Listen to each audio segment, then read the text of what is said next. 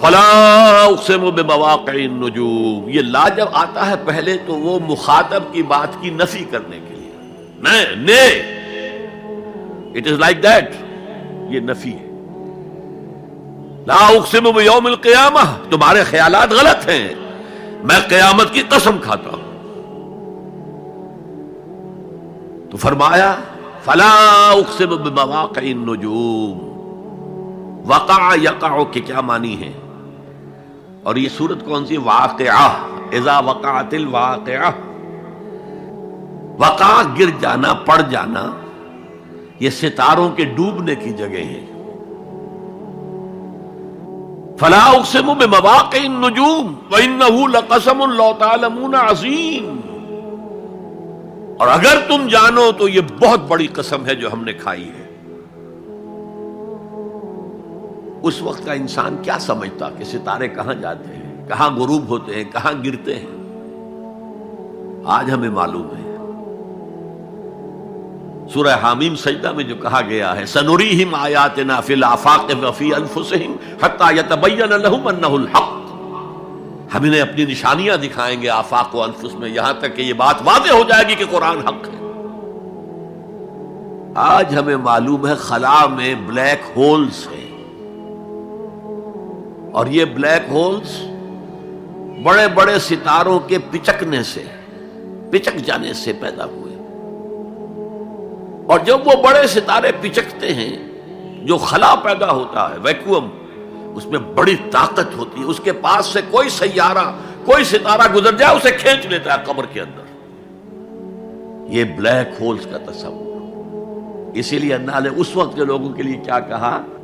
فلا اقسم بمواقع النجوم وانه لقسم لو تعلمون عظیم، انه لقرآن کریم، یہ بہت باعزت قرآن ہے، فی کتاب مکنون، ایک چھپی ہوئی کتاب میں ہے،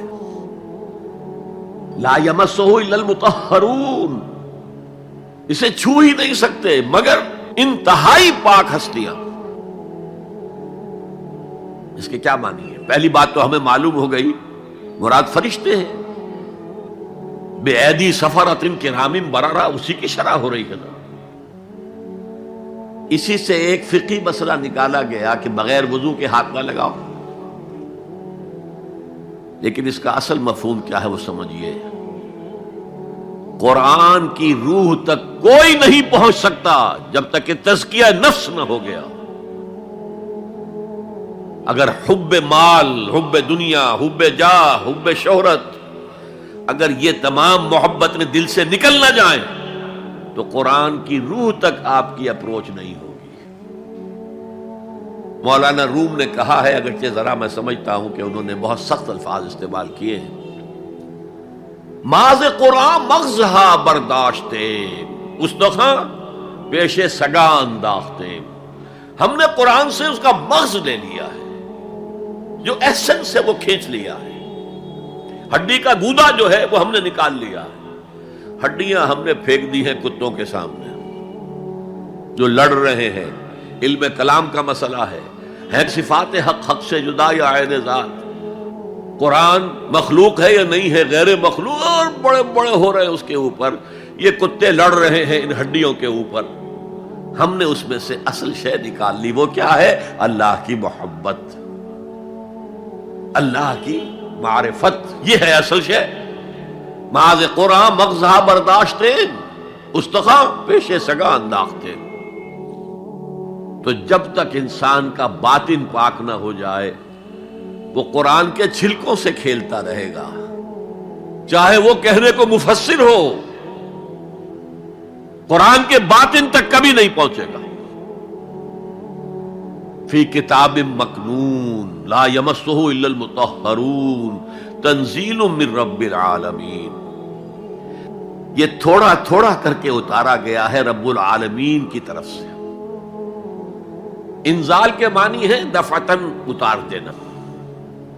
لیلۃ القدر میں آیا انا انزلناہ فی لیلۃ القدر۔ رمضان کے بارے میں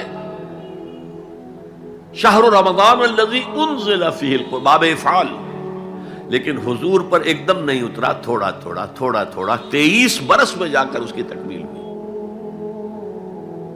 اب دیکھیے جو شکوہ کیا اللہ نے، کیا اس جیسی نعمت سے تم مداہنت کر رہے ہو، بے اعتنائی کر رہے ہو، اسے پڑھتے نہیں ہو، اسے سمجھتے نہیں ہو، اس پر عمل نہیں کرتے، اسے اپنا امام نہیں بناتے؟ تمہارا طرز عمل یہ ہے، بلکہ تم نے اپنا نصیب یہ بنا لیا ہے کہ تم اسے جھٹلا رہے ہو۔ غور کیجئے، جھٹلانا جو ہے دو طرح کا ہے۔ ایک ہے زبان سے کہنا کہ یہ نہیں ہے، کوئی اللہ کا کلام نہیں ہے، یہ قرآن وغیرہ جھوٹ، سب اساطیر الاولین ہیں، یہ محمد نے گھڑ لیا ہے وغیرہ وغیرہ، جھٹلانا ہو گیا۔ ایک جھٹلانا ہے عمل سے جھٹلانا، مان تو لیا اللہ کا کلام ہے لیکن اس کی حرام کردہ شے کو اپنے لیے حلال کیا ہوا ہے۔ حدیث نبوی ہے، ما آمن بالقرآن من استحل محارمہ، اس شخص کا قرآن پر کوئی ایمان نہیں ہے جو اس کی حرام کردہ چیز کو اپنے لیے حلال ٹھہرا لے۔ اس اعتبار سے غور کیجئے، اور اس کی مثال بھی دی ہوئی ہے سورہ جمعہ میں، مثل الذین حملوا التوراۃ ثم لم يحملوها كمثل الحمار يحمل اسفارا بئس مثل القوم الذین کذبوا بآیات اللہ واللہ لا یہدی القوم الظالمین۔ مثال ان لوگوں کی جو حامل تورات بنائے گئے تھے اور پھر انہوں نے اس کی ذمہ داری کو ادا نہیں کیا، اسے قائم نہیں کیا، اس کے احکام پر عمل نہیں کیا۔ جیسے فرمایا ہے سورہ اعراف میں، قل یا اہل الکتاب، کہہ دیجئے اے نبی صلی اللہ علیہ وسلم، اے کتاب والو، لستم علی شیء حتی تقیموا التوراۃ والانجیل وما انزل الیکم من ربکم، تمہاری کوئی حیثیت ہماری نگاہ میں نہیں ہے، تمہارا منہ نہیں ہے کہ ہم سے دعا کرو، جب تک کہ تم تورات اور انجیل کو اور جو کچھ نازل کیا گیا تمہاری طرف اسے قائم نہیں کرتے۔ آج اللہ ہماری دعائیں نہیں سنتا، 30 لاکھ جا کر حج کرتے ہیں، دنیا کے حالات میں کوئی ذرہ برابر فرق آتا ہے؟ اول تو حرام کی کمائی سے حج ہو رہا ہے، تو حج ہے ہی نہیں سرے سے۔ جو کچھ کرتے گئے تھے سودی کاروبار وہی آ کر دوبارہ شروع کر دیا، سرکاری ملازم تو جو رشوت پہلے لے رہے تھے اس کے بعد آ کر شروع کر دیا۔ یہ کیا ہے؟ یہ تکذیب بالعمل ہے، جھٹلانا ہے۔ تم نے اپنا نصیب یہ بنا لیا ہے کہ تم قرآن کو جھٹلا رہے ہو، جیسے کہ انہوں نے جھٹلایا تھا۔ مثل الذین حملوا التوراۃ ثم لم يحملوها كمثل الحمار يحمل اسفارا، ان کی مثال ان گدھوں کی سی ہے جن پر کتابوں کا بوجھ لاد دیا گیا۔ مکالمات فلاں تم گٹھڑی باندھ کر گدھے کے اوپر رکھ دیجئے تو کیا وہ واقعی منطقی اور فلسفی بن جائے گا؟ یہ مثال اللہ دے رہا ہے۔ اور یہ مثال کیوں دی گئی ہے؟ اس آئینے میں ہمیں ہماری تصویر دکھائی گئی ہے۔ تم اگر قرآن کا حق ادا نہیں کر رہے تو تمہاری مثال وہی ہے جو یہود کی تھی۔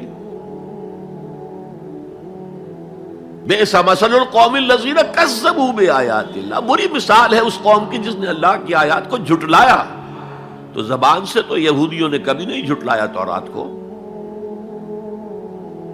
عمل سے جھٹلایا ہے۔ یہ وہ 5 مقامات ہیں جن میں اللہ تعالیٰ نے خود اپنے کلام کی ثنا بیان کی ہے، تعریف کی ہے، اس کی عظمت کو بیان کیا۔ اب میں آپ کے سامنے ایک حدیث رکھنا چاہتا ہوں، حضور نے کیا فرمایا۔ ایک حدیث سنا چکا ہوں آپ کو، عن عثمان بن عفان رضی اللہ تعالی عنہ قال قال رسول اللہ صلی اللہ علیہ وسلم خیرکم من تعلم القرآن وعلمہ، تم میں سے بہترین لوگ وہ ہیں جو قرآن سیکھیں اور سکھائیں۔ یہ حدیث بڑی عجیب ہے، یہ ترمذی میں بھی ہے اور دارمی میں ہے، اور اس کے راوی حضرت علی ہیں رضی اللہ تعالی عنہ۔ عن علی رضی اللہ عنہ قال، حضرت علی فرماتے ہیں انی سمعت رسول اللہ صلی اللہ علیہ وسلم یقول، میں نے سنا اللہ کے رسول صلی اللہ علیہ وسلم کو یہ کہتے ہوئے، انہا ستکون فتنۃ ان قریب ایک بہت بڑا فتنہ رونما ہوگا. حضرت علی فرماتے ہیں قلت، میں نے عرض کیا مل مخرج منہا یا رسول اللہ، اے اللہ کے رسول یہ فرمائیے اس فتنے سے بچنے کا، نکلنے کا راستہ کون سا ہوگا؟ جیسے آپ بڑے بڑے حالوں میں دیکھتے ہیں ایگزٹ، عرب ممالک میں لکھا ہوتا ہے مخرج، اگر کہیں آگ لگ جائے، کہیں دھواں بڑھ جائے تو نکلو، لال جو روشنیاں ہیں ان کے اندر جو نیچے دروازے ہیں ان کی طرف جاؤ، یہ مخرج ہے جان بچانے کی. یہاں ایک لحظہ توقف کر کے ہمارا اور صحابہ کا جو فرق ہے اس کو نوٹ کر لیجئے. اگر ہم ہوتے تو کیا پوچھتے؟ حضور یہ فتنہ کب آئے گا، کدھر سے آئے گا، کیوں آئے گا، کیا ہوگا؟ یہ سارے سوالات کرتے نا، جن کا عمل سے کوئی تعلق نہیں، معلومات ہے. حضرت علی نے کچھ نہیں پوچھا، بس آپ نے فرما دیا کہ بہت بڑا فتنہ ہوگا، تو بس ہمیں یہ بتائیے کہ اس سے نکلنے کا راستہ کیا ہے. اب سنیے حضور کی زبان سے قرآن مجید کی مدح. قال کتاب اللہ، فتنوں سے بچانے والی اللہ کی کتاب ہے. فیہ نبأ ما قبلکم، اس میں تم سے پہلے جو تھے ان کی بھی خبریں ہیں. قوم نوح اور قوم عاد اور قوم سمود اور قوم مدین اور آل فرعون اور سدوم اور عمورہ کی بستیوں کے حالات ہیں کہ نہیں؟ وَخَبَرُ مَا بَعْدَكُمْ، اس میں تمہارے بعد جو آنے والے حالات ہیں وہ بھی درج ہیں. ذرا کھدائی کر کے نکالنا پڑتا ہے ورنہ حالات موجود ہیں. ایک اوپر کی چیز ہے، سامنے کی چیز ہے، ایک ذرا اندر سے کھدائی کر کے. لیکن یہ کہ حضور فرما رہے ہیں خبرو ما بعدکم وحکم ما بینکم، اور جو بھی اختلافات تمہارے درمیان ہوں گے ان کا فیصلہ بھی اس کتاب میں موجود ہے. کاش کہ ہم اپنے مذہبی اختلافات کو رفع کرنے کے لیے قرآن کی طرف رجوع کریں جو حبل اللہ ہے. واعتصموا بحبل اللہ جميعا ولا تفرقوا. تو فرمایا کتاب اللہ فیہ نبأ ما قبلکم وخبر ما بعدکم وحکم ما بینکم. هو الفصل لیس بالحزل، وہ فیصلہ کن کلام ہے، ایسے ہی یابہ گوئی نہیں ہے. یہ قرآن کی آیات ہے. انہ لقول فصل وما هو بالحزل، سورہ تاریخ کے اندر آیا، تاریخ میں. هو الفصل ليس بالحزن من تركه من جبار قسمه اللہ. اگر کوئی جبار شخص اپنی سرکشی میں اس قرآن کو ترک کر دے گا اللہ اسے پیس کر رکھ دے گا. وَمَنِ ابْتَغَى الْهُدَى فِي غَيْرِهِ أَضَلَّهُ اللَّهُ، اور جو کوئی ہدایت حاصل کرنا چاہے گا قرآن کے سوا کسی اور چیز سے، اللہ اسے لازماً گمراہ کرے گا. کتاب ہدایت تو یہ ہے.